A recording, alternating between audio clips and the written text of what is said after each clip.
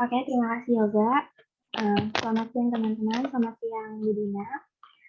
Kami dari kelompok 11 ingin mempresentasikan hasil diskusi kelompok kami yaitu tentang communication. Sebelum mulai masuk ke materinya, izinkan saya memperkenalkan anggota saya yaitu ada saya sendiri yang Sinta Putri, yang kedua ada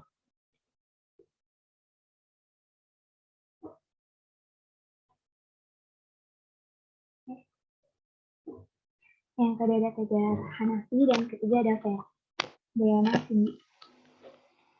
Next. Untuk materi pertama itu ada definition of communication. Itu definisi komunikasi, yaitu merupakan proses di mana informasi dipertukarkan dan dipahami oleh dua orang atau lebih, biasanya dengan maksud untuk memotivasi atau mempengaruhi perilaku.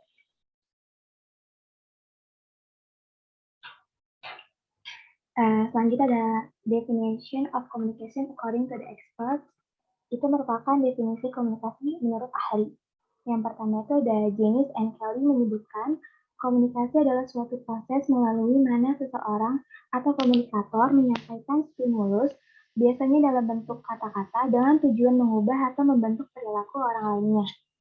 Dan yang kedua itu ada Berelson and Steiner itu menyebutkan komunikasi adalah suatu proses penyampaian informasi, gagasan, emosi, keahlian, dan lain-lain melalui penggunaan simbol-simbol seperti kata-kata, gambar-gambar, angka-angka, dan lain-lain.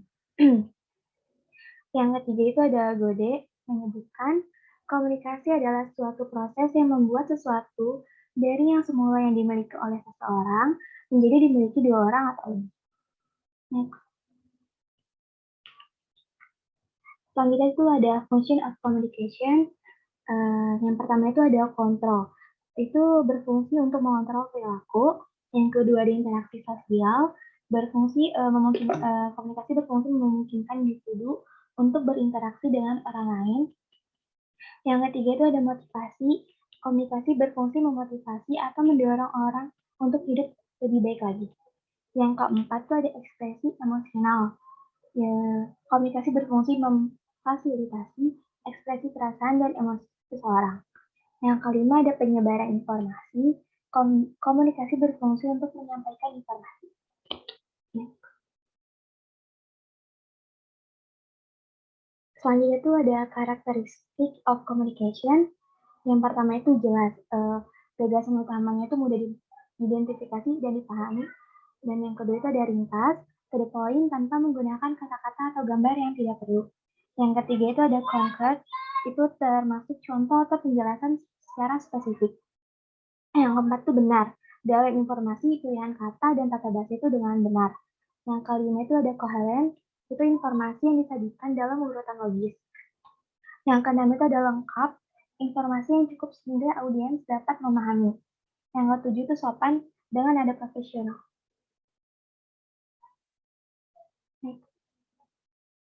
Selanjutnya itu ada proses of communication. Dari gambar yang ada, itu ada proses-proses dari communication. Yang pertama itu ada sender. Sender itu merupakan orang yang memulai percakapan dan telah mengkonseptualisasikan gagasan yang ingin dia sampaikan kepada orang lain. Yang kedua itu ada encoding.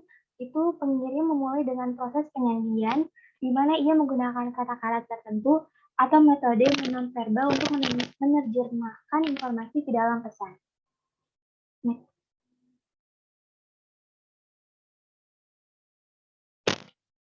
Yang ketiga itu ada message. Itu setelah pengkodaan selesai, pengirim mendapatkan pesan yang ingin dia sampaikan. Pesan itu dapat ditulis secara ditulis, lisan, simbolik, atau non-verbal.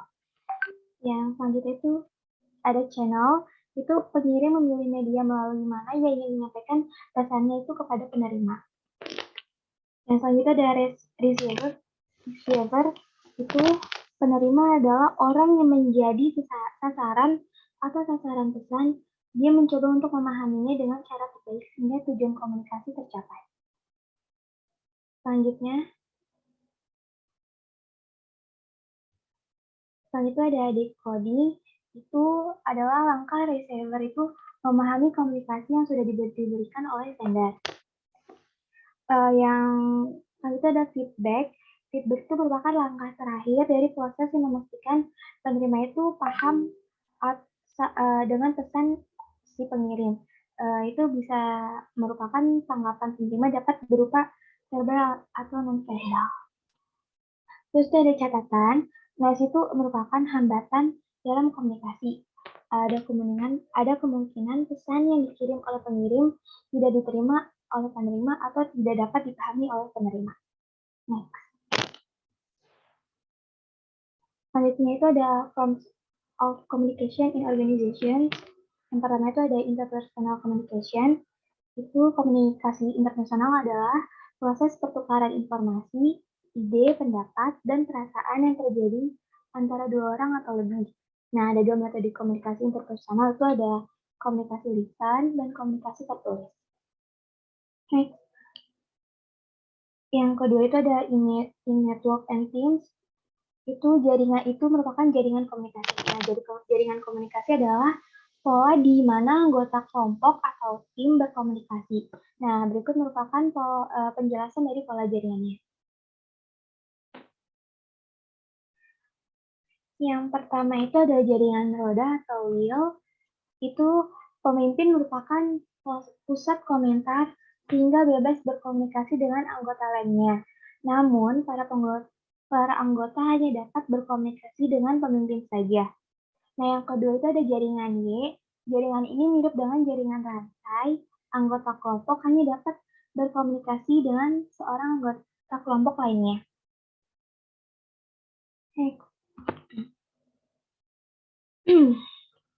Yang kedua ada jaringan rantai atau chain. Itu para anggota hanya dapat berkomunikasi dengan yang berada di sebelahnya saja. Nah, terus ada jaringan lingkaran atau circle. Setiap anggota dapat berkomunikasi dengan dua anggota yang bersebelahan dengannya, namun tidak dapat berkomunikasi dengan orang di seberangnya. Yang selanjutnya ada semua saluran atau all channel. Itu semua saluran komunikasi terbuka. Setiap anggota dapat berkomunikasi dengan semua anggota lainnya.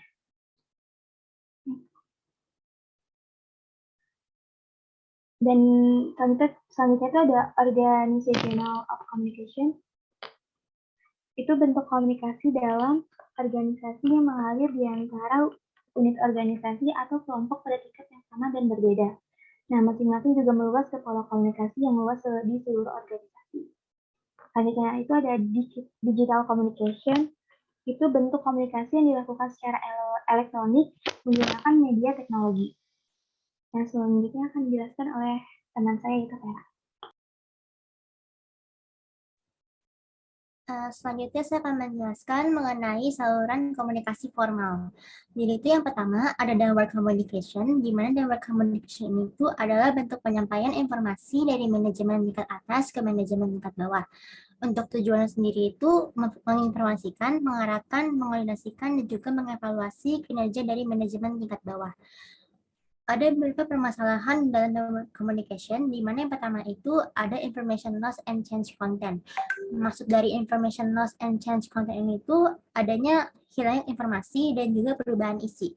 Jadi kalau misalkan ada seorang manajer gitu, dia ingin menyampaikan informasi kepada pekerja dia, maka dia akan terlebih dahulu harus menyampaikannya kepada supervisor. Lalu dari supervisor ini akan menyampaikannya kepada worker. Nah, tetapi itu dalam prosesnya ini tuh biasa ada informasi yang hilang gitu dan juga ada perubahan isi.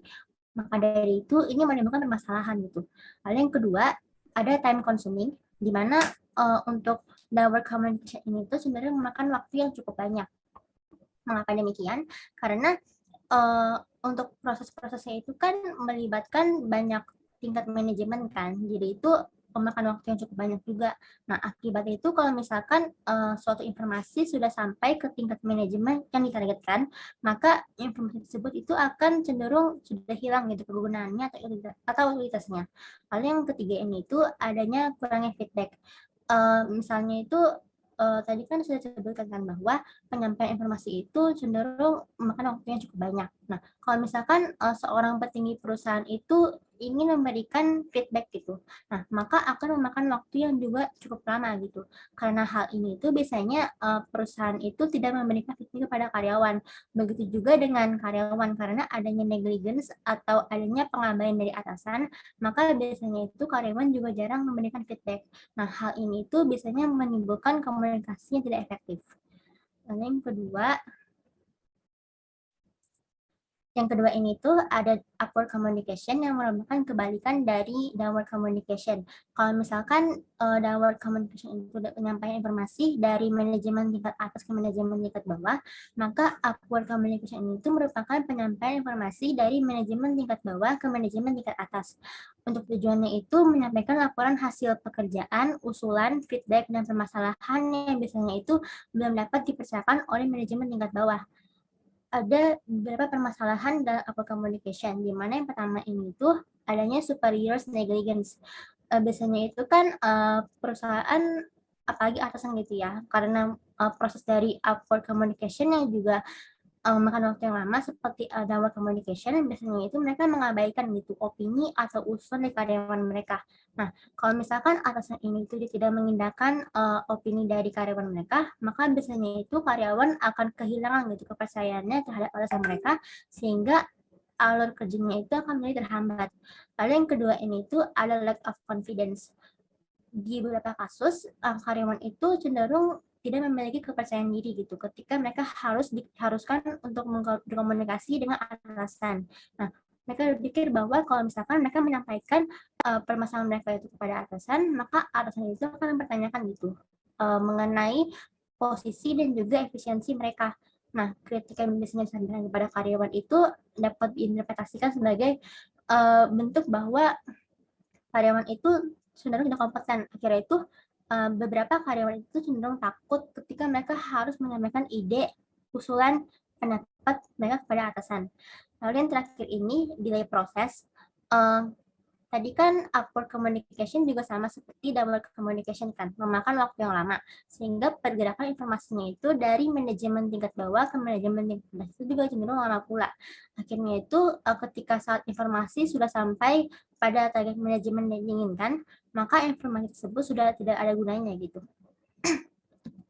Dan yang ketiga, adanya horizontal communication. Untuk horizontal communication itu juga disebut sebagai lateral communication, dan ini itu merupakan bentuk penyampaian informasi antara sesama karyawan, departemen, dan unit-unit lainnya yang biasanya itu berada pada tingkat manajemen yang sama. Biasanya itu di horizontal communication ini itu karyawan diberi kesempatan untuk bekerja sama dan juga berkolaborasi. Untuk kekurangannya itu ada 4, di mana kalau misalkan ada seorang pekerja gitu yang kehilangan motivasi, maka juga akan berpengaruh terhadap motivasi dari pekerja lain.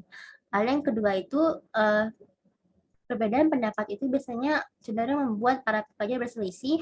Lalu yang ketiga, kalau misalkan ada permasalahan pribadi antar satu anggota dengan anggota lainnya, biasanya itu mereka tidak menginginkan keterlibatan orang tertentu gitu.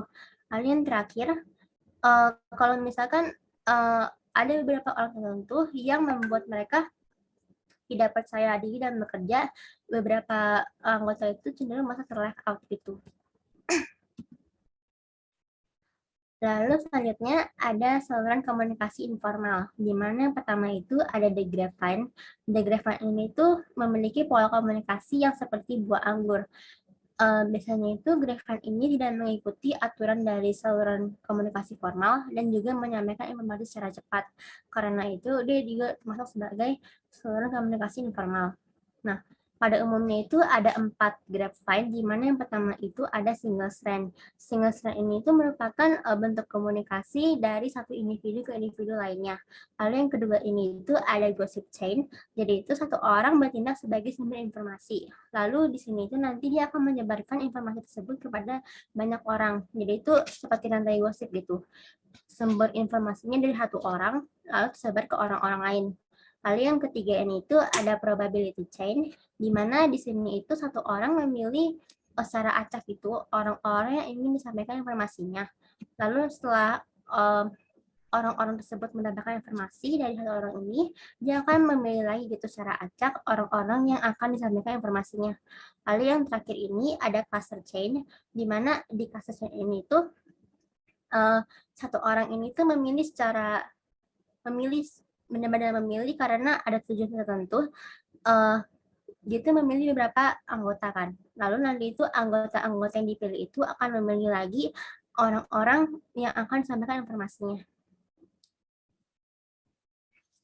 Lalu yang kedua ini ada manajemen by wandering around. Manajemen by wandering around atau manajemen by walking around ini itu merupakan gaya manajemen di mana manajer itu berkeliaran atau berjalan-jalan menelusuri area kerja karyawan secara secara tidak terstruktur untuk memeriksa karyawan, peralatan, dan proses kerja yang sedang berlangsung. Lalu yang terakhir, dalam saluran komunikasi informal ada komunikasi nonverbal, di mana komunikasi ini itu merupakan bentuk komunikasi yang tidak menggunakan kata-kata. Biasanya itu untuk penyampaian informasi ini itu menggunakan ekspresi wajah, gestur, kontak fisik, dan juga gerakan tubuh.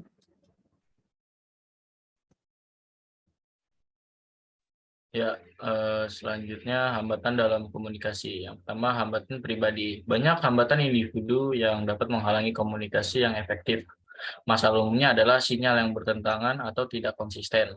Hal ini dapat mengganggu komunikasi yang efektif. Biasanya, beberapa hambatan ini melibatkan karakteristik proses individu dan fungsi dari konteks organisasi di mana komunikasi berlangsung. Next. Selanjutnya. Nah, selanjutnya kurangnya kredibilitas. Masalah kredibilitas muncul ketika pengirimnya tidak dianggap sebagai sumber informasi yang dapat dipercaya. Dia mungkin tidak dapat diandalkan atau dianggap berpengetahuan sempit tentang masalah ini. Ketika seorang politisi tertangkap basah korupsi atau ketika seorang manajer membuat rangkaian keputusan yang buruk, mereka tidak akan didengar dan dipercaya lagi. Dalam kasus ekstrim, orang dapat berbicara tentang sesuatu yang jelas-jelas mereka ketahui sedikit atau tidak sama sekali. Next slide. Meningkatkan keefektivitasan komunikasi. Meningkatkan keefektivitasan komunikasi dapat dilakukan dengan menjadi pendengar yang baik dan mengajukan pertanyaan jika perlu. Keterampilan mendengarkan, mohon maaf, boleh dijeda sebentar, ada azan.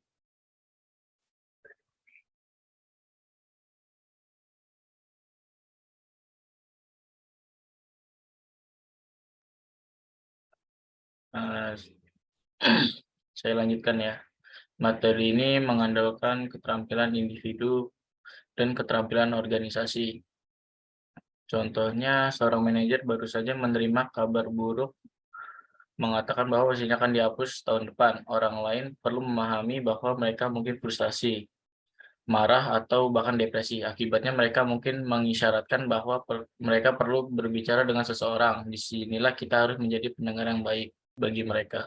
Selanjutnya akan dijelaskan oleh rekan saya, Vera.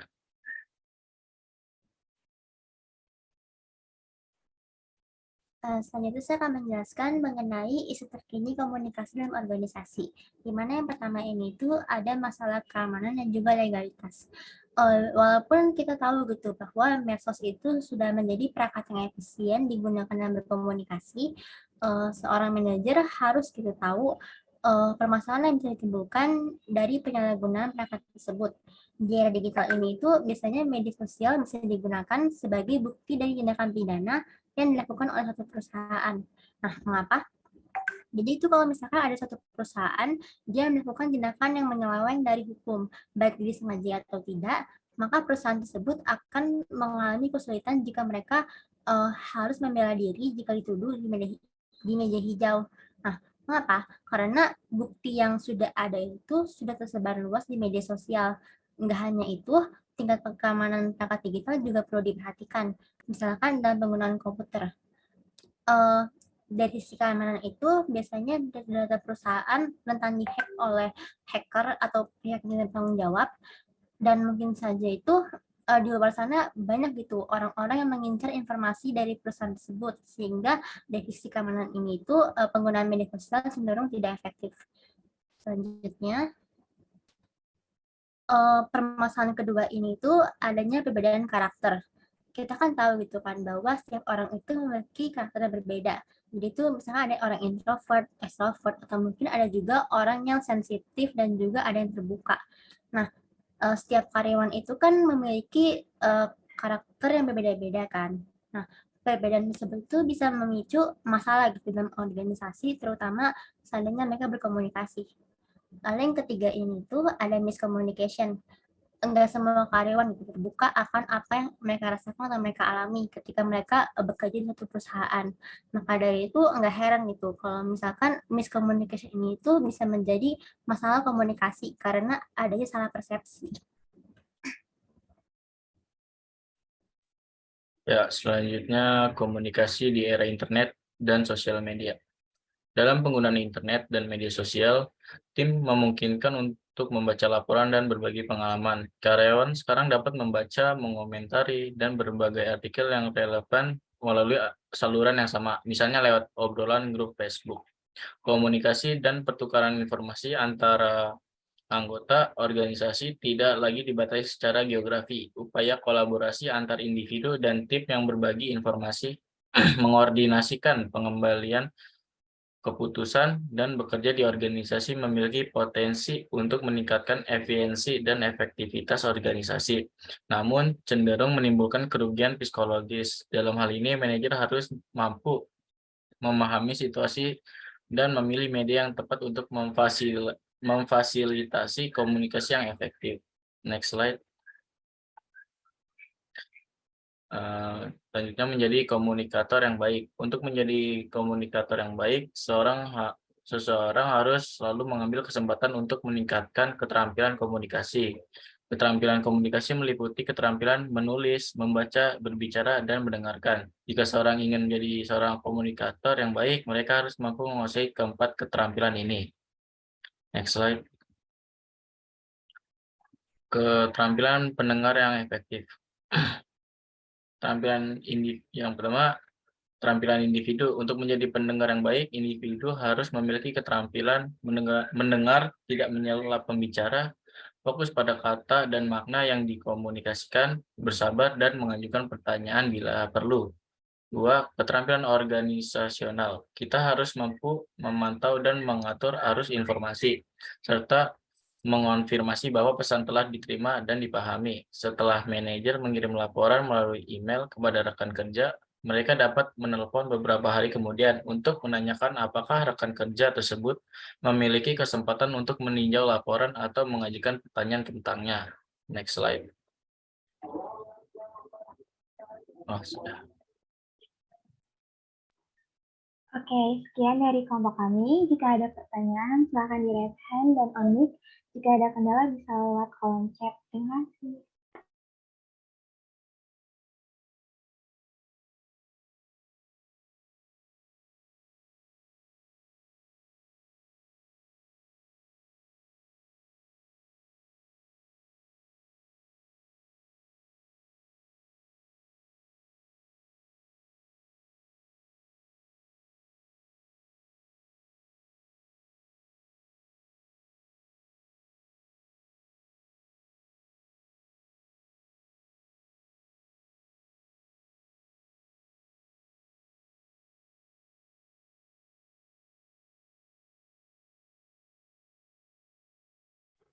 Oke, yang udah raise hand boleh di-unmute dari Yoga.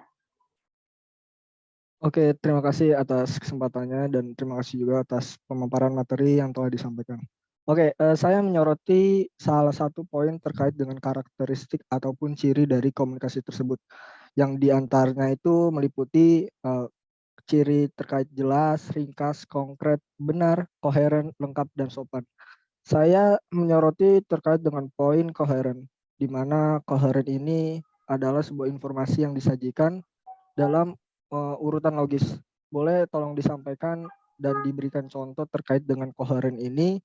Lantas dengan koheren ini, jika komunikasi itu terjadi, tapi dalam penyampaiannya ini tidak terdapat informasi yang logis, apakah hal ini tetap dapat diakui sebagai bentuk komunikasi itu berjalan dengan baik? Terima kasih.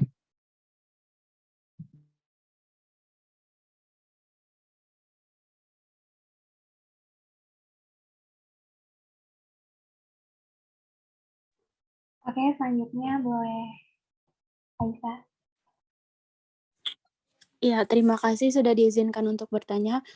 Perkenalkan, nama saya Aisyah Nafira dari kelompok 12. Izin bertanya, bagaimana caranya sebuah organisasi bisa memiliki komunikasi yang baik antar anggota organisasi? Sekian, terima kasih.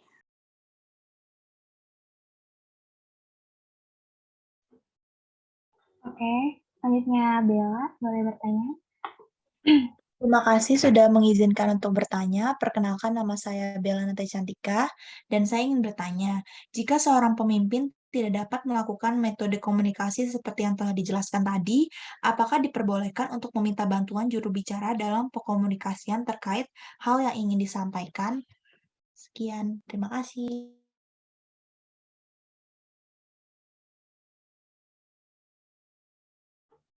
Selanjutnya Zaki, boleh. Oke, saya izin bertanya terkait isu terkini yang ada di dalam organisasi tentang komunikasi, yaitu tentang perbedaan karakter. Pertanyaannya adalah bagaimana berkomunikasi dengan orang yang terdapat perbedaan karakternya agar dapat mengatasi masalah yang sering terjadi pada organisasi.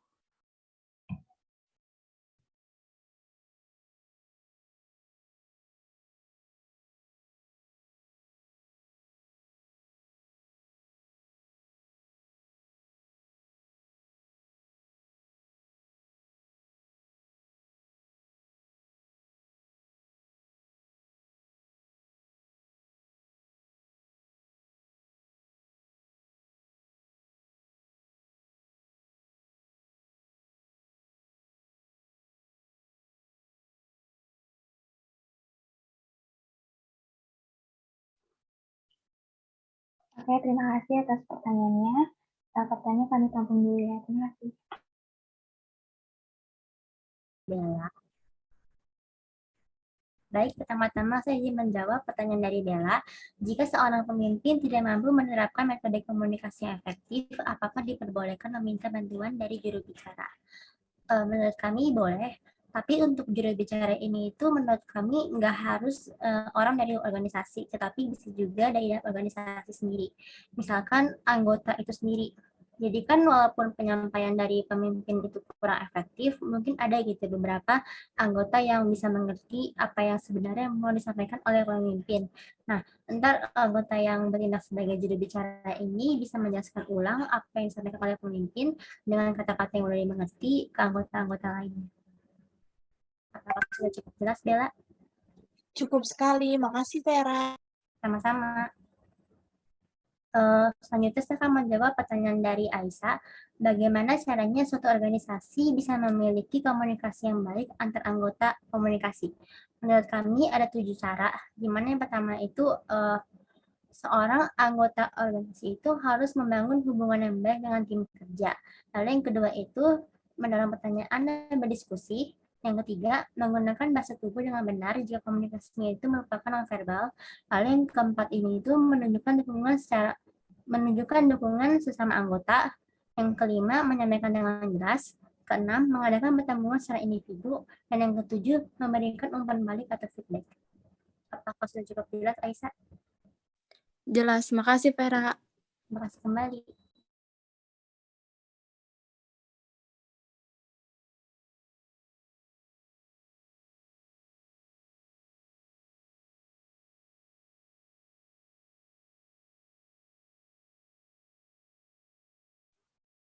Oke, saya akan menjawab pertanyaan dari Yoga, yaitu dengan pertanyaan, salah satu ciri dari komunikasi yang telah disampaikan adalah koheren, dan di mana informasi yang disampaikan itu dalam bentuk kronologis.